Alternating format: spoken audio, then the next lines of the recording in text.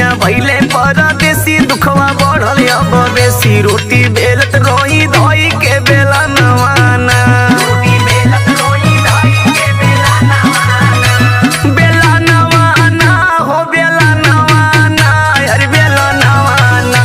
रोटी बेलत रोई धोई के बेला नवाना, रोटी बेलत रोई धोई के बेला नवाना।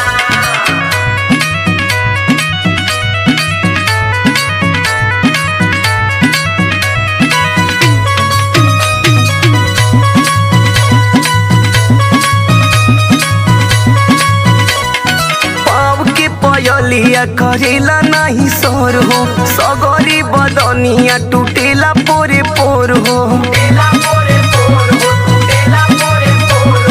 सर से सरकी जाला हमारे अचारावा के कारा पे करी हम सौख सिंगारावा।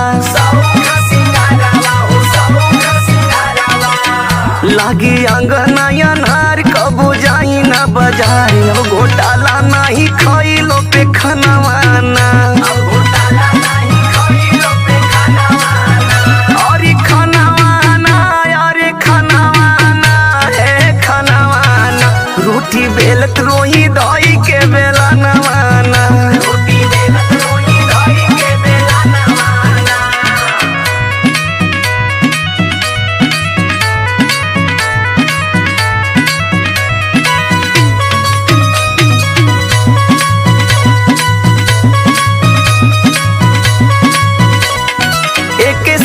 रविंदर तड़पावे पढ़नवा, घरे आई है मार उनके बानी ओने चनावा, लागे नहीं निदिया हो जागेला नया नवा, करी न सिंगार नहीं पहिनी गहनवा,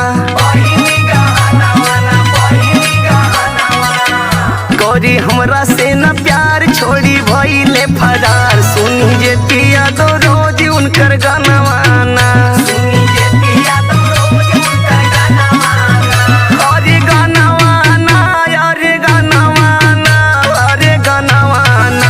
रोटी बेलत रोई धोई के बेला